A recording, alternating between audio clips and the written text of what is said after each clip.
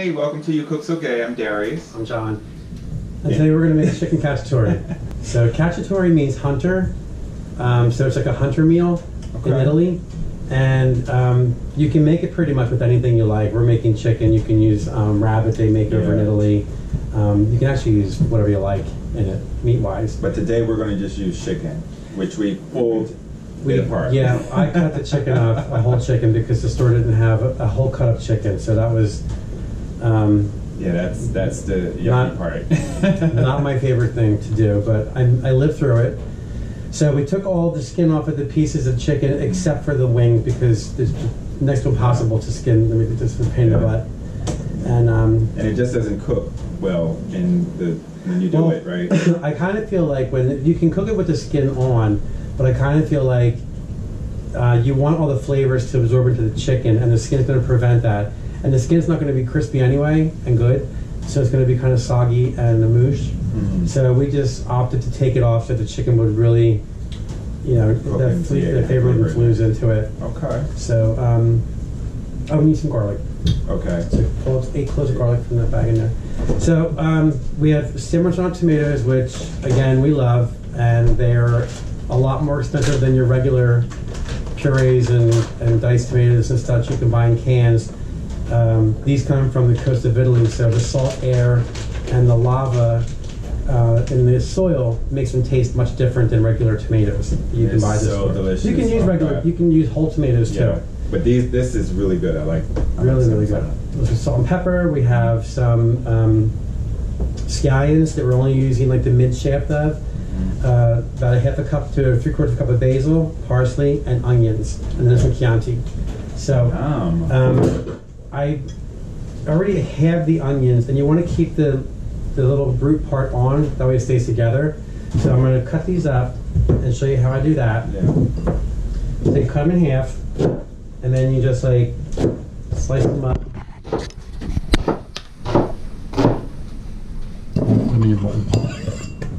So again, you just cut it in half, and then you just slice them up like this. That's the easy way to do it. I still have to mess. Yeah, Darius has trouble with the onions. If you cut it through the center round ways, all the little pieces fall out. Yeah. So I keep it together.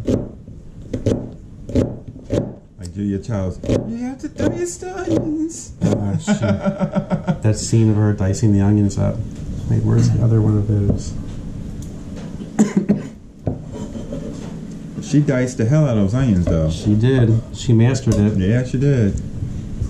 But I think that's a good way to do that. I'm not good at that yet. You get there. Excuse me. Okay, so now we're going to go over to the stove, and we have a big skillet, and we're going to put about 2 tablespoons of light olive oil. You don't want to use heavy olive oil like extra virgin, because the fat content's higher and it burns quicker and it smokes. And you know, this is just light. Yeah. And the kitchen will be a smoky mess. And your fire alarm will go off, which we've had. Right. I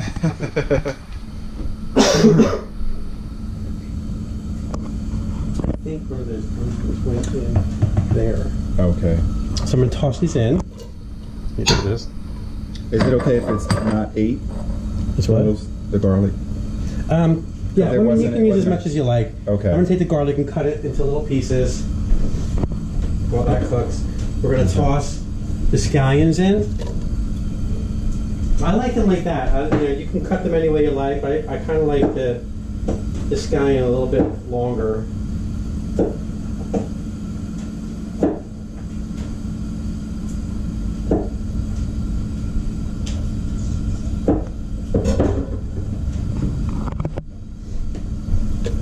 Garlic. Yum. So while that cooks, we're going to come back over here and we're going to salt and pepper our chicken.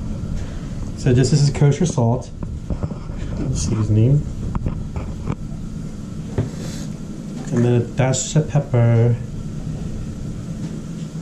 Again, you can use as much as you like, or you don't have to use any salt if you don't want to. But we like our blood pressure high. Exactly. So once you get this cooking,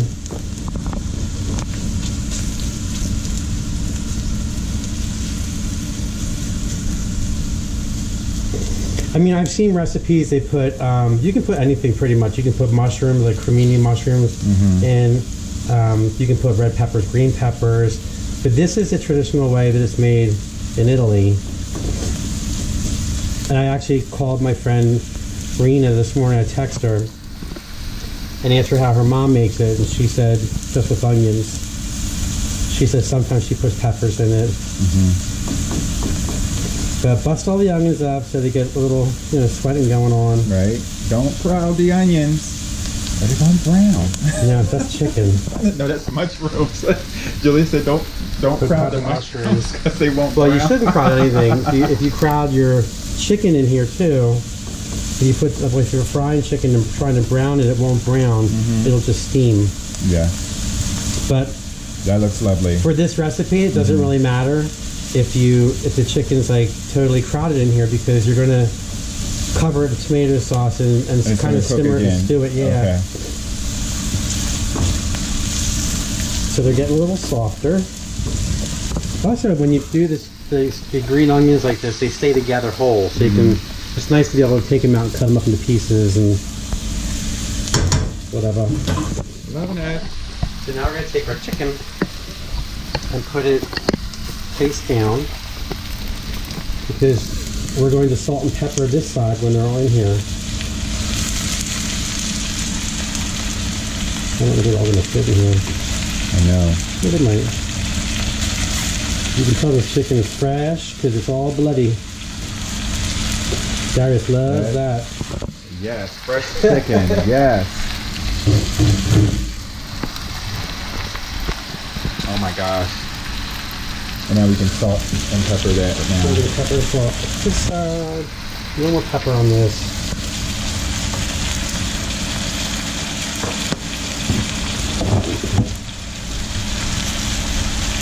A little salt.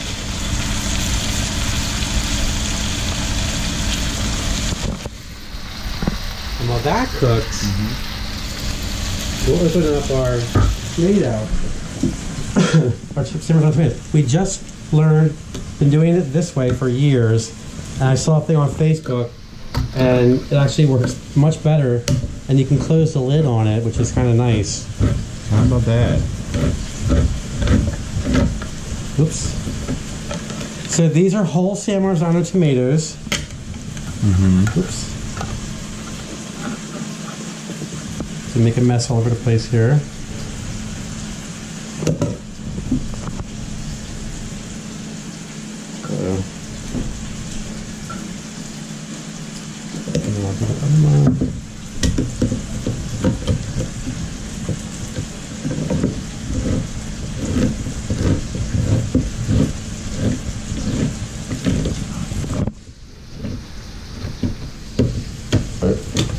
There we go.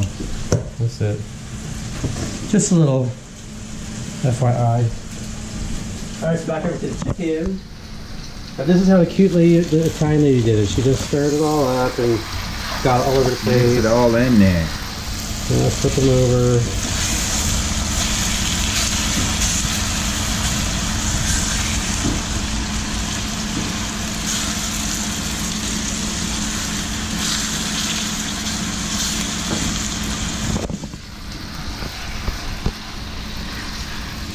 We were supposed to have our first guest help us today, but she is looking at an apartment and she's running late, so we wanted to get this started so we can eat it before midnight tonight.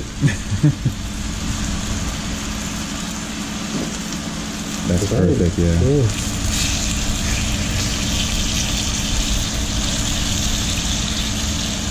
Meat is cooking marvelously there. Yeah, you're going to cook it on low for like several hours anyway, so it's going to be raw. It's not really going to brown up. So at this point, we're going to toss in our parsley that we grew in our backyard. Oh, lovely. And our basil that we cooked in our window box, because we city living. We need some herbs. We need Lots some fresh of it. herbs. And this basil is from Florence. It smells so, oh my gosh. Yeah. It has a really pungent aroma that's so Strong. It's strong, but it's good. Love basil.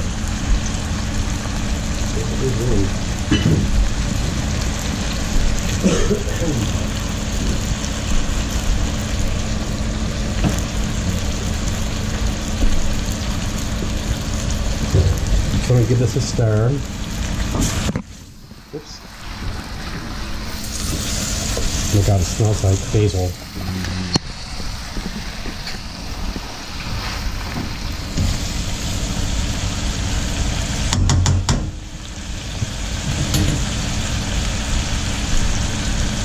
Yum.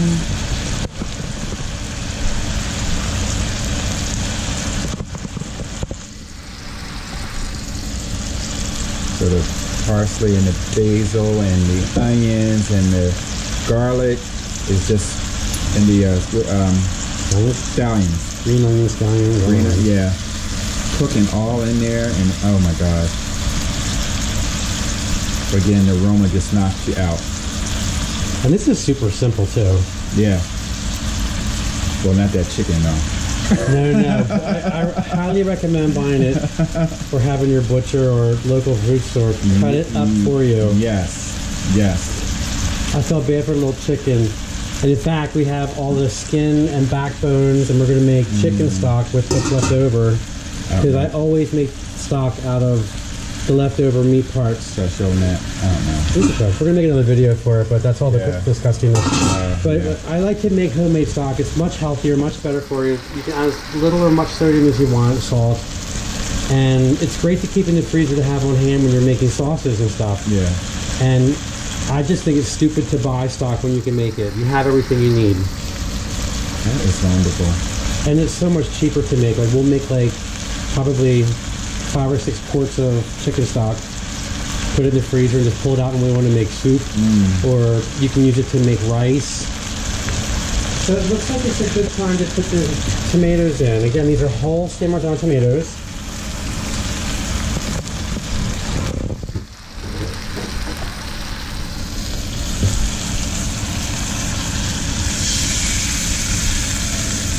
And if you don't want to spend extra money on the San Marzano tomatoes, you can certainly use, you know, other stuff. You can use Tuberusso and whatever you like, but the San Marzano tomatoes really do have a special flavor.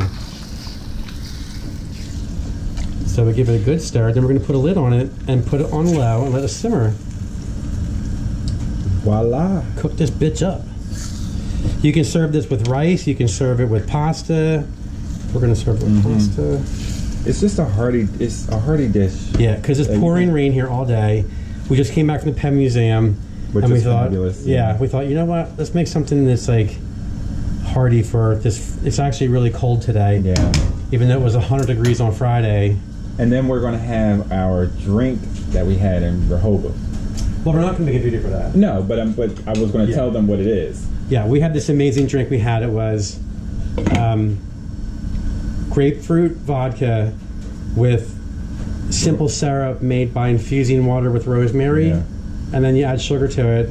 It's absolutely good. It's yummy, fantastic. yummy. So we're going to let this cook down, and we'll be back later to show you how it came out.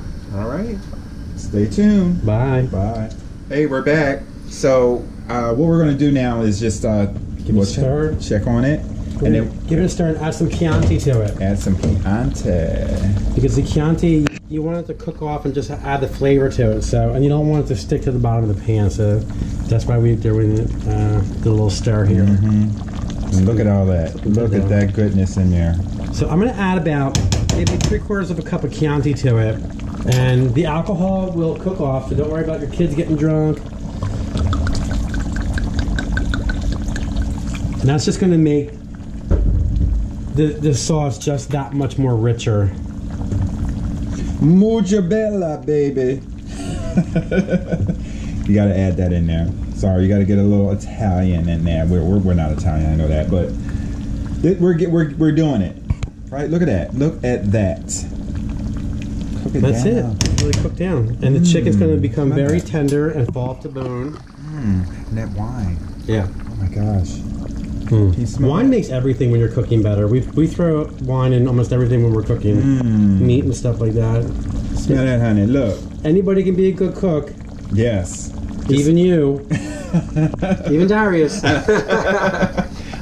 Absolutely. So we put the lid back on and let it cook.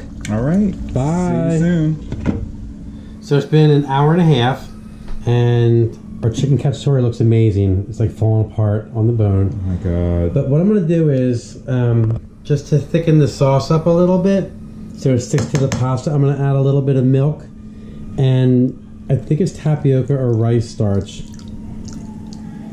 Just to like thicken it up a little bit, so it's like a little creamier.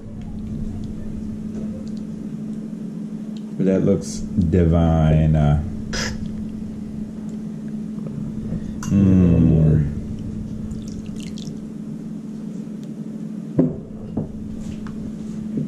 You don't have to do this, but we like a thicker sauce. Yeah.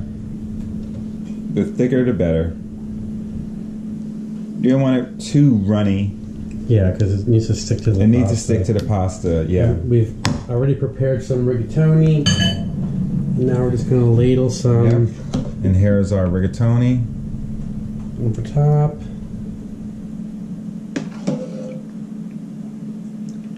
Top.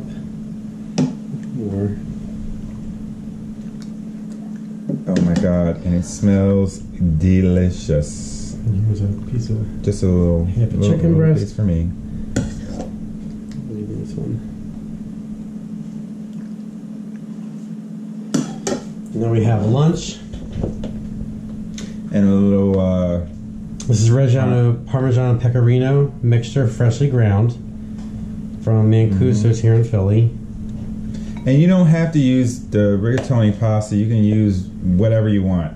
Any kind of pasta. Any or kind rice. of pasta or rice, My mom used to whatever, make it with yeah. rice. But we chose to use pasta because we love pasta. And that's it. That's it. Bon appetit. Bon appetita. Thanks for joining us. Hit the like button. Tell your friends. We love you. Love you. Bye.